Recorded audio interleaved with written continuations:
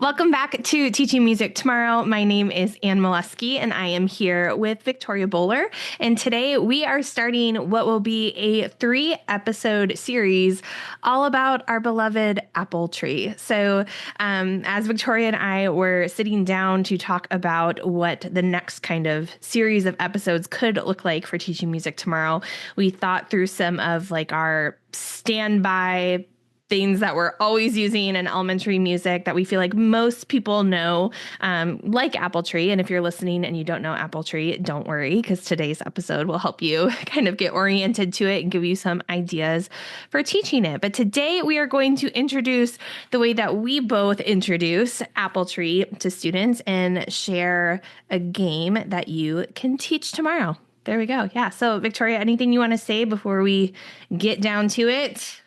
Yeah, so just to give a little bit more context on like the apple tree season, if you will, we're thinking about the what you refer to as like the tried and true games. And like we jokingly refer to this as tried and true, fresh and new, because the thing with the tried and true games like Apple Tree is, yes, most people who have gone through a Kodai levels course or an ORF levels course or like, attended one of those workshops or, come across someone on Instagram, whatever. It's likely that you've encountered Apple Tree or a song like it in the internet or wherever, your professional development setting is.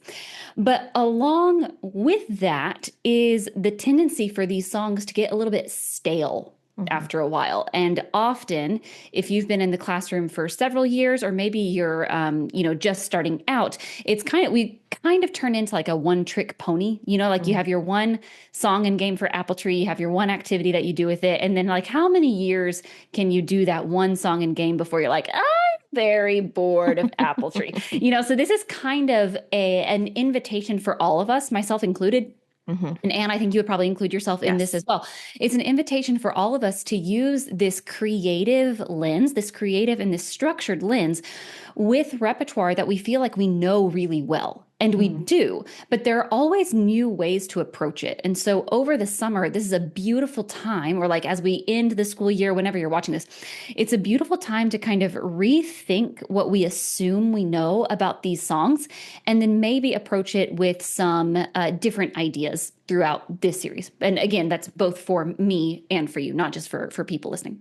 Yeah, absolutely. I think that it's, I so often feel like when we hop on the mic, so to speak, and start talking about what we're doing with repertoire or with a specific concept, sometimes it feels like a little lather, rinse, repeaty, right? Yes. But at the same time, I think that if you're using the same repertoire or you're kind of using the same template for something, it's okay to do that. And that a really solid way to keep it fresh is by adding just another layer, which is, as I was thinking about things for this episode, and things that I've tried in my classroom this year, especially being in a classroom where like kids have never played an Apple Tree elimination game that I'm about to share. You know what I mean? Yes. So like that on its own is super exciting, even without the additional layer. But by the time kids get to 4th grade, if you have like older beginners and you're wanting to use repertoire like this because it's just a good solid core song for your classroom,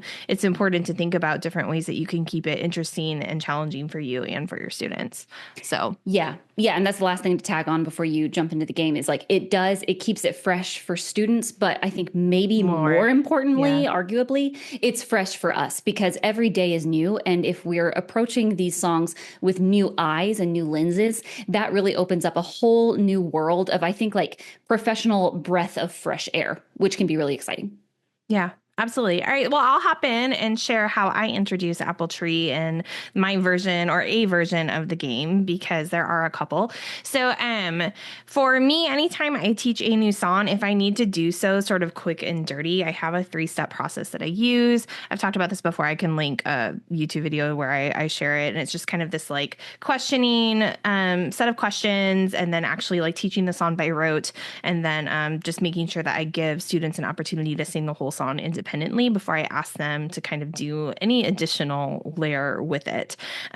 So an example of that might be, and I guess we could sing the song to kind of kick off this episode, right? An example of that might be, please just listen to my song and let me know what you think the song could be about. So here I go. Apple tree, will your apples fall on me?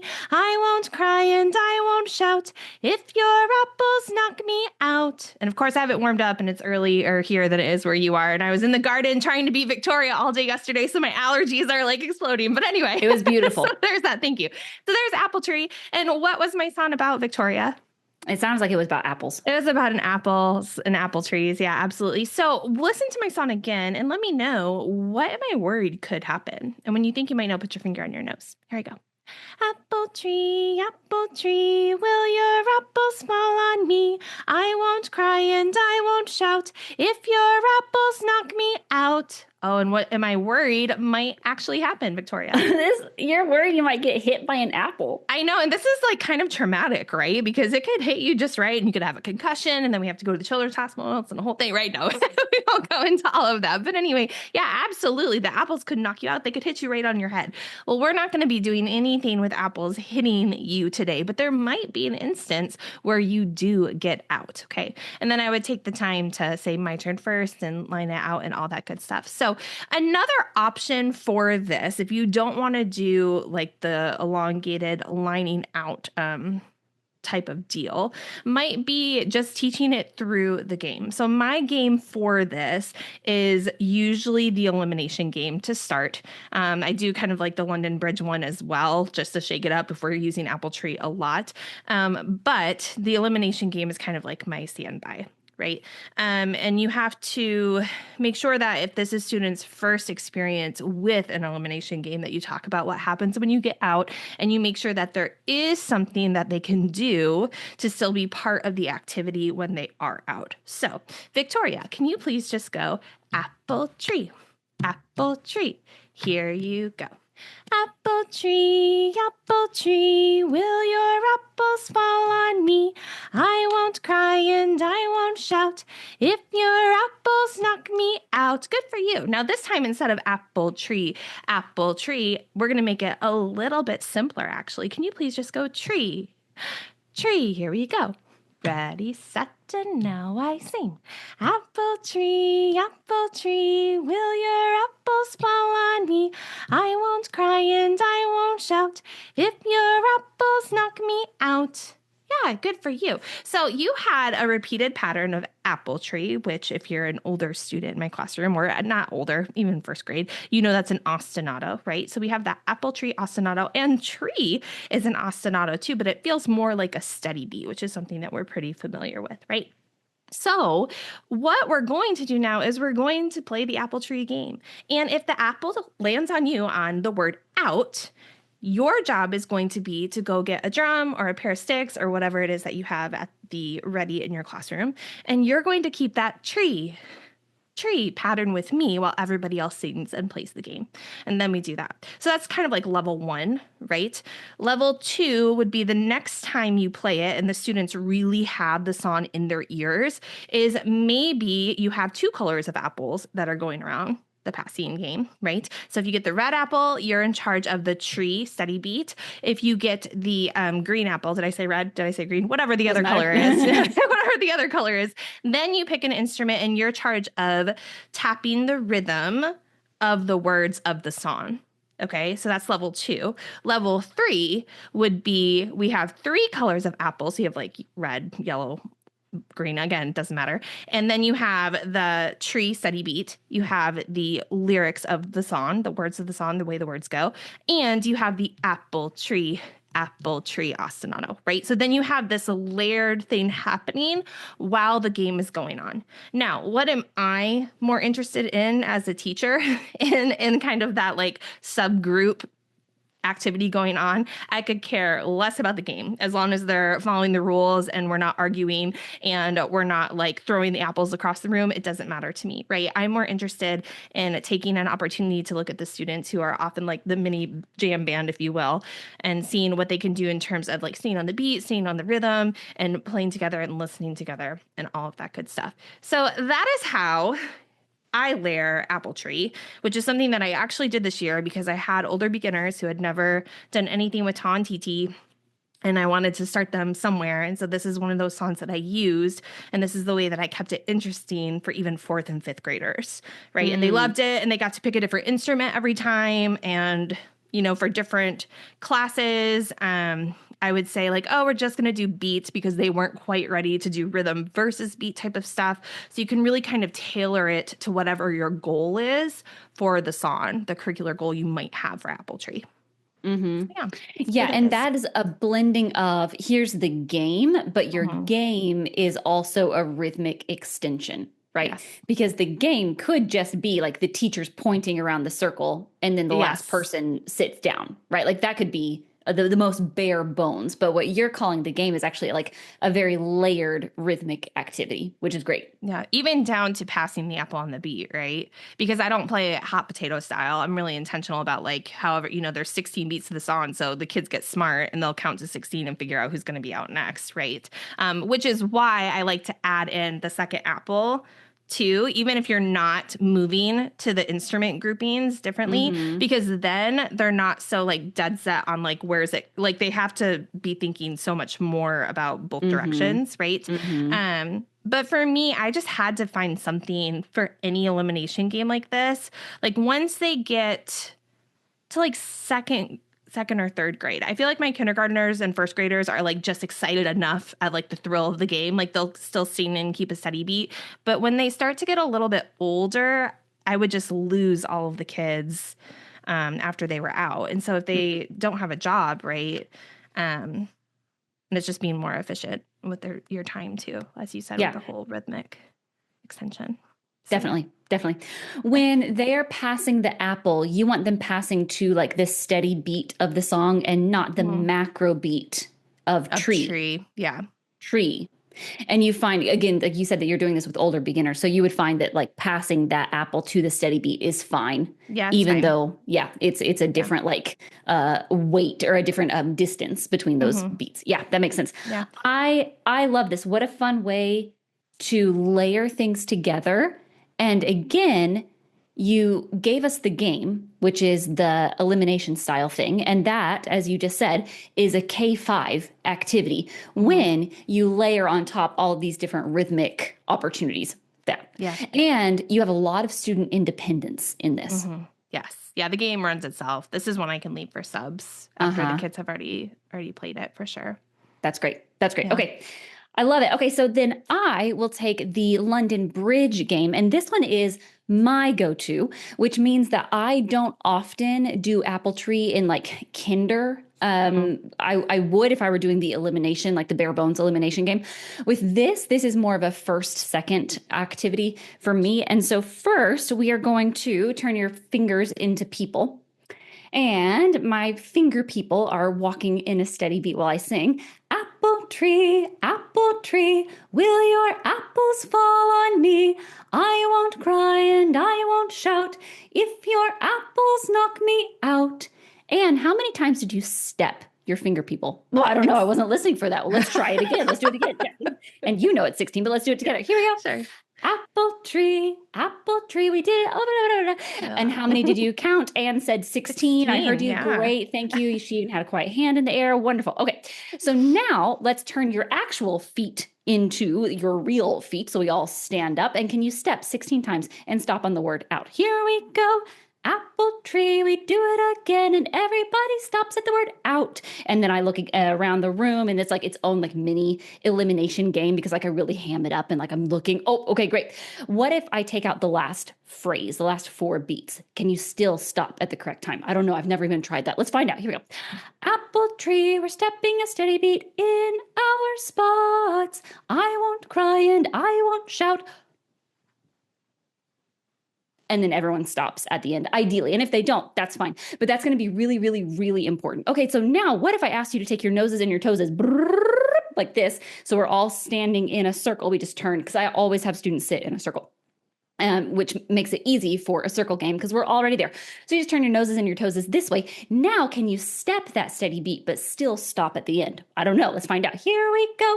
Apple tree. We're moving around the circle. Locomotor motion. I won't cry and I won't stop. We all stop at the end. Okay, great. Now, think that you were just doing it because I was doing it with you. And I think that if I step out of the circle and I have you guys do it by yourself, I think that's when you'll mess up. I think that would be probably too hard. I think that I'll watch you all just maybe you could even make a mistake. Oh, maybe you could. I don't know. And they're always like, no, we won't. We'll do it. No, you get out of the circle. You just watch us. Okay, I'll watch you. Here you go. Bum, bum, bum. And what happens here, this is an aside, but I get like emergent steady beat leaders in first grade because lower body motions, like our control over our lower body is slower to develop than our control over our upper body, right? So padding a steady beat is actually much more like within a child's reach than stepping a steady beat, especially like first grade-ish. Yeah. Exactly. And locomotor. Yeah, it's a totally different thing.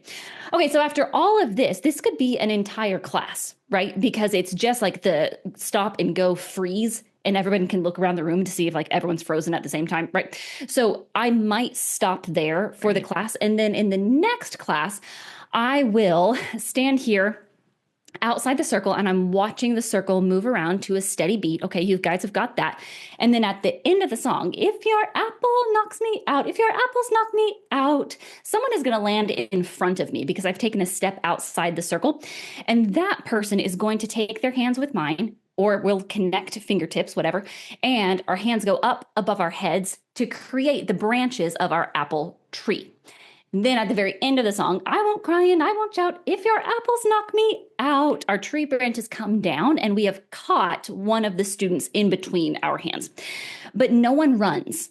No one is sprinting and no one is like doing like the teeny tiny little steps to like avoid getting caught or like to do it on purpose so they do get caught because we've spent so long. This is like a personal pet peeve of mine in like the Chase London Bridge games, right?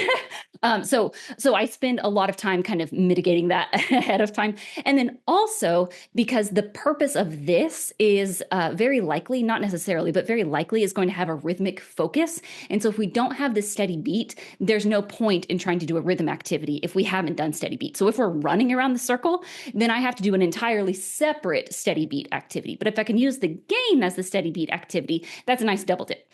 Okay, so then after a while, like that's where we live for a good amount of time because that on its own is really fun. Then eventually, when students are ready for a different element in this, then instead of just me and one other student being the capture tree people, I will have whoever is caught, they are going to make a tree with the teacher. So that means the more times you play the game, the more trees you have. So by the end of it, you might have 3 or 4 different sets of trees. So like maybe up to 8 kids not walking around the circle. They are doing the trees with the branches that come down at the end. So the cumulative piece of it is really fun. One very, very, very last thing is, especially if I'm going to do this activity with a rhythmic focus, then in between the song, we always do some sort of tree, tree, tree, tree. Students, echo, echo, echo, apple, apple, tree, tree. Students, echo, echo, echo. Because when you capture someone, it can go into like very happy chaos that's a little bit too chaotic. Like kids are just like so excited when someone gets caught in the apple tree.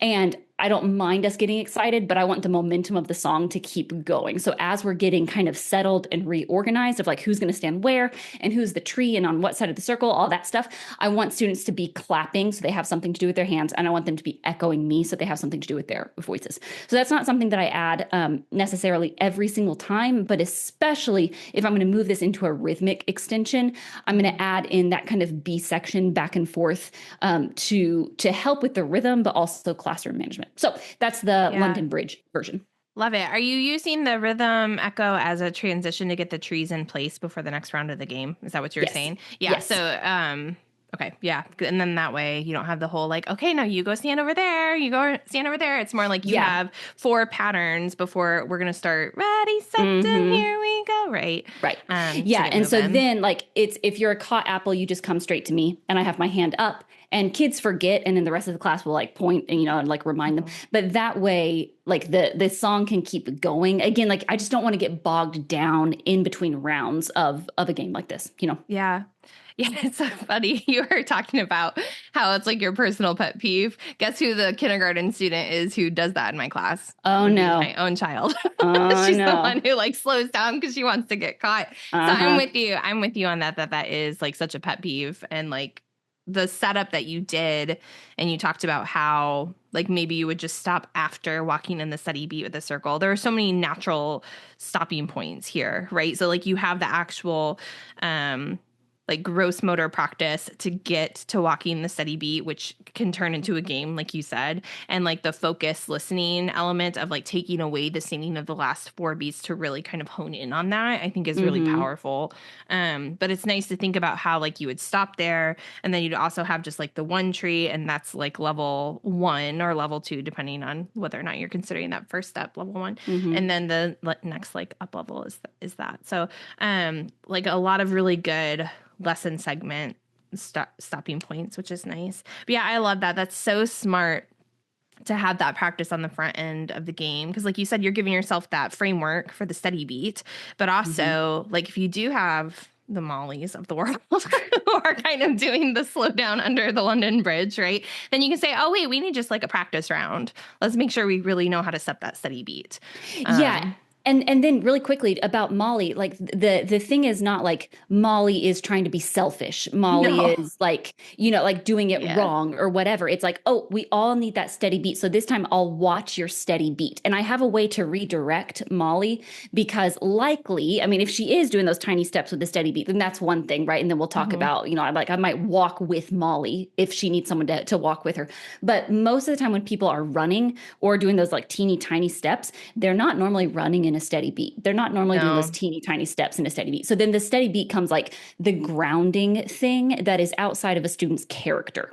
Does that make sense? Yeah, absolutely. Yeah, they're doing it to like be silly or like kind of Yes. do like the limbo or whatever else, Well, right? and So to Molly's point, Anne, this is a game, I know. right? It's like it's like she's right to kind of like play with it, right? But I have like a musical objective, and we can talk about, you've done That's a work on this, different like singing deal. games in the classroom and everything like Yeah. that. So Yeah. No, but I love this because of that, like that frame that you've set up to do the redirecting. And I've had this experience where I'm going to add this step in the way that you did, just it just makes so much sense, because I've gone from the passing game and I've said to my students like, okay, well, we passed on the steady beat. Now your feet are like the apples, but they sure. haven't done enough practice with it, and enough practice with the walking and freezing in particular in the formation, without like the added game element of like, I don't want to be the one who's caught, or I do want to be the one who's caught if they want to be the treat, right? So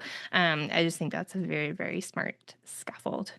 So, two different ways to approach this game, and I know that you definitely did something I was not expecting with the elimination game, right? Okay. So, like, there's a fun extension there, and then maybe some ways with the London Bridge style, like some ways to kind of get to the game first. So, you have like a very lower elementary game that you extended way up, right? Mm-hmm. And I have like a middle elementary game that you could like take several steps to get towards. So lots of ways to kind of approach this. And then, do you want to talk about next episodes?